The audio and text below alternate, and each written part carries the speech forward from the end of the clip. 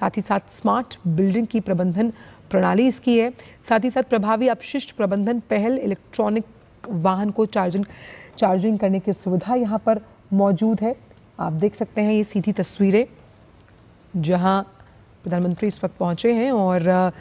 आंध्र प्रदेश के दौरे पर हैं प्रधानमंत्री, जहां भोगपुरम में अलूरी सीताराम राजू अंतर्राष्ट्रीय हवाई अड्डे की आप ये तस्वीरें देख रहे हैं। यहां पर पहुंच गए हैं प्रधानमंत्री और पब्लिक प्राइवेट पार्टनरशिप के मॉडल के अंतर्गत इस ग्रीनफील्ड हवाई अड्डे को बनाया गया है। 60 लाख से ज़्यादा यात्रियों को संभालने के लिए इसे तैयार किया गया है। तो ये एयरपोर्ट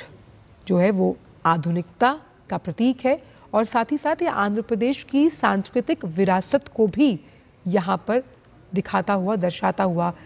नजर आ रहा है। आंध्र प्रदेश के तटीय इलाकों की एक पारंपरिक गोलाकार झोपड़ी के यानी कि उस घर के आधार पर इसको बनाया गया है, जिससे आप यहाँ देख सकते हैं कि कई जो शास्त्रीय संगीत से जुड़े हुए वाद्य यंत्र हैं वो भी यहाँ पर मौजूद हैं और आंध्र प्रदेश की उस संस्कृति को भी यहाँ पर आप प्रदर्शित होते हुए देख सकते हैं। और इस एयरपोर्ट की अगर हम बात करें तो विशाखापट्टनम, विजयनगरम और श्रीकाकुलम में कैसे ये विकास, टूरिज्म और इन्वेस्टमेंट के साथ साथ डिफेंस को बढ़ावा देगा। और इसमें कार्गो टर्मिनल भी शामिल है जो फार्मा, समुद्री उत्पादों के लिए एक कोल्ड चेन सुविधा उपलब्ध करवाएगा। क्योंकि ये हवाई अड्डा ग्रीनफील्ड एयरपोर्ट्स में से एक है और ये बताता है कि अत्याधुनिक सुविधाओं से लैस है ये एयरपोर्ट और विकास के साथ साथ पर्यटन और आर्थिक गतिविधियों को बढ़ावा देने के लिए खास तौर पर जिन तमाम जगहों का हमने जिक्र किया, विशाखापट्टनम, विजयनगरम और श्रीकाकुलम में कैसे ये कनेक्टिविटी को स्थापित करेगा, उस लिहाज से इस एयरपोर्ट की भूमिका बेहद अहम हो जाती है। पब्लिक प्राइवेट पार्टनरशिप के मॉडल पर इसको तैयार किया गया। सालाना 60 लाख से यात्रियों को संभालने का मादा इस एयरपोर्ट में है। और यहाँ पर आप जो तस्वीरें देख पाएंगे, यहाँ देख रहे हैं, इसमें बंगाल की खाड़ी और समुद्री विरासत का बेजोड़ संगम यहाँ की तस्वीरों में नजर आएगा। दीवारों पर भी बंगाल की खाड़ी और समुद्री विरासत की झलक यहाँ पर दिखाई दे रही है। तो भोगपुरम एयरपोर्ट प्रधानमंत्री पहुंचे हैं और ये एयरपोर्ट आप देख सकते हैं कि तमाम सुविधाओं से लैस है और सुविधा यात्रीगणों के जो अनुभव है उसे सुखद बनाने हेतु ये एयरपोर्ट अहम भूमिका निभाता हुआ नजर आएगा। और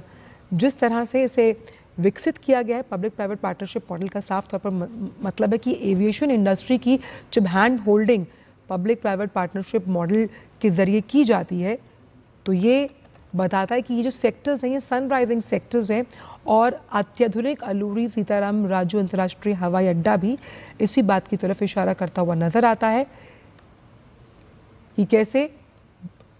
एविएशन सेक्टर को हमें पेप अप करने के लिए पब्लिक प्राइवेट पार्टनरशिप की मॉडल की जिस तरह से ज़रूरत है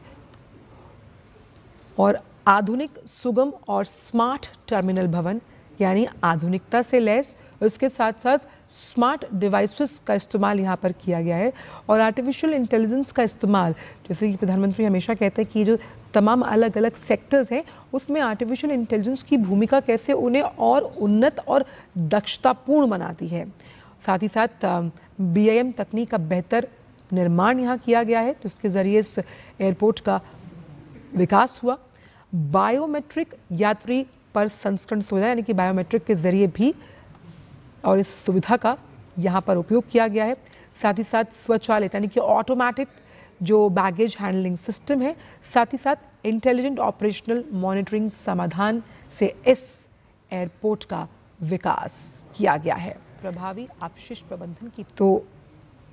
जो प्रभावी अपशिष्ट प्रबंधन है यानी कि कैसे जो आप वेस्ट है उसको नष्ट करने के लिए प्रभावी अपशिष्ट प्रबंधन की पहल, साथ ही साथ इस पूरे भवन को हरित भवन मानकों के आधार पर डिज़ाइन किया गया है और इसके साथ साथ यहाँ पर ताकि आप एनर्जी को कंजर्व कर पाएँ तो जो आधुनिक लाइटिंग की व्यवस्था है वो यहाँ पर की गई है।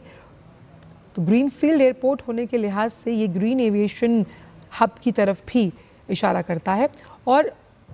कैसे ये अलग अलग जब हम बात कर रहे हैं करते हैं, और अगर आपको इस तरह का एयरपोर्ट मिलता है जिसमें तमाम वर्ल्ड क्लास सुविधाएं यहाँ पर मौजूद हैं और वर्ल्ड क्लास सुविधाओं के साथ साथ यानी कि विकास के साथ विरासत भी यहाँ है,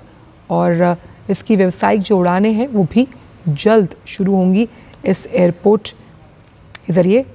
तो ये नया इंटरनेशनल एयरपोर्ट आंध्र प्रदेश के विकास को और गति देता हुआ नजर आएगा। और सबसे अच्छी बात यह है कि विशाखापट्टनम शहर से लगभग ये करीबन 45 किलोमीटर दूर है और एनवायरनमेंट फ्रेंडली है, पर्यावरण के अनुकूल सौर ऊर्जा, और साथ ही साथ जब हम रेन वाटर को